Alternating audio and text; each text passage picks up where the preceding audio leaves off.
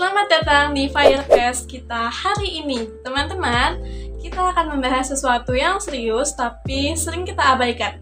Nah, kira-kira apa ya? Ya, betul. Guru sering disebut pahlawan tapi kurang dihargai. Nah, hari ini saya Wiwit akan memandu diskusi kita bersama dua narasumber istimewa, yaitu Bu Dwi dan Kak Faiza. Bu Dwi adalah seorang guru berpengalaman di SMP dan Kak Faiza adalah seorang mahasiswa aktif di dunia pendidikan. Kepada Kak Dwi dan Kak Faiza, selamat datang. Halo semuanya. Terima kasih Kak Wiwit atas undangannya. Halo semuanya, semoga diskusi kita kali ini bisa bermanfaat ya. Wah, apa kabar nih Bu Dwi? Lagi sibuk apa sekarang? Alhamdulillah sehat banget ya. Akhir-akhir ini sih sibuk ini ngurusin apa? Rapor, masukin nilai-nilai siswa. Gimana nih nilai-nilai siswanya? Apa ada yang anjlok banget? Waduh, jangan ditanya kalau itu. 2 hari loh nggak tidur. Waduh, ternyata masalahnya itu aja ya siswanya. Iya, sebenarnya itu saja. Kalau Pak Iza, gimana Pak Iza? Apakah pusing dengan organisasi atau lagi sibuk apa nih?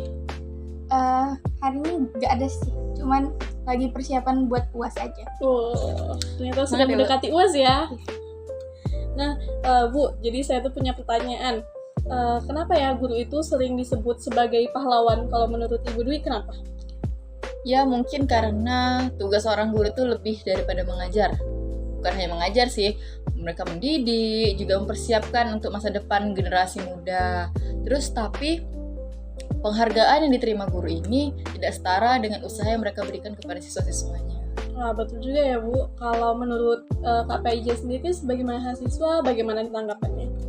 Kalau dari saya sih, saya sering mendengar cerita dari guru-guru yang merasa kurang dihargai dari gaji dan pengakuan yang masih jauh dari kata ideal.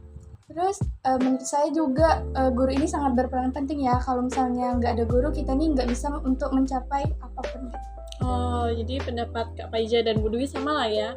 Jadi menurut Kak Paija dan Bu Dwi, penghargaan terhadap guru ini memang menjadi isu yang serius ya? Iya benar, sejauh ini ya. Kalau tentang tantangan nih Bu, tantangan apa sih yang utama dalam menjadi guru?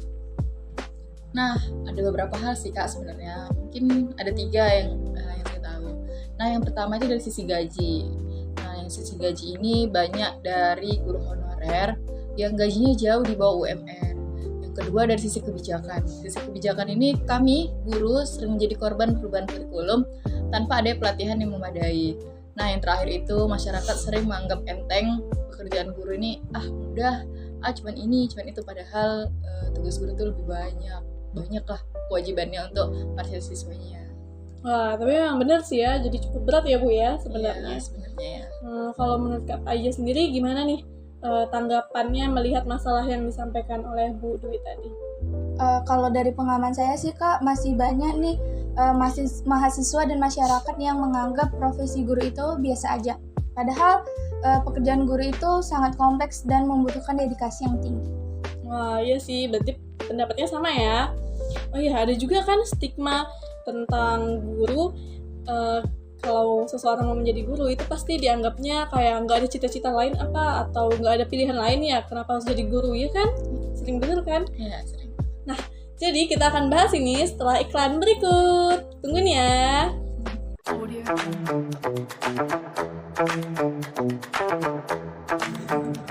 Kamu kenapa? Iya nih lemes. Aku tahu solusinya. Sunpot, minuman menyegarkan yang dapat meningkatkan semangat kita.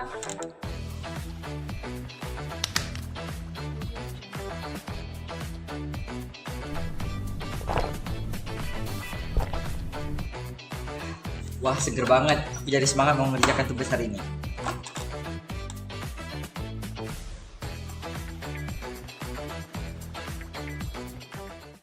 Ayo Bu, diminum dulu Kak. Bu, diminum dulu.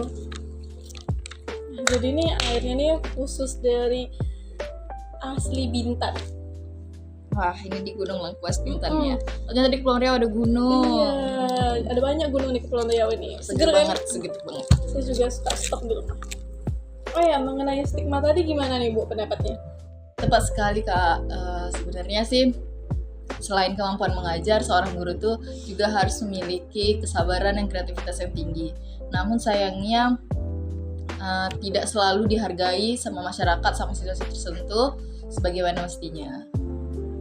Oh ya, ngomong-ngomong nih ya tentang tantangan, Kak sama Ibu ada nggak dengar berita yang viral mengenai siswa SMP yang melawan gurunya karena dinasihati?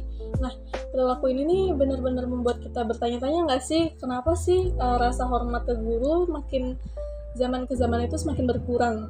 Kan? Nah, kita akan lihat nih video cuplikannya. Jadi lek bunda ngajar sama ndak ngrungokno ta? Rungokno, Gak tau ngrungokno. yo, Terus sama nopo gunane sekolah? Turu ndek ndi?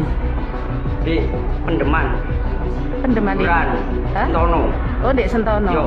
Ndek kuburan. iyo, Oh, sampean kepingin turu ndek kuburan ta? iyo, Lah terus sampean lapo kok ndek kene?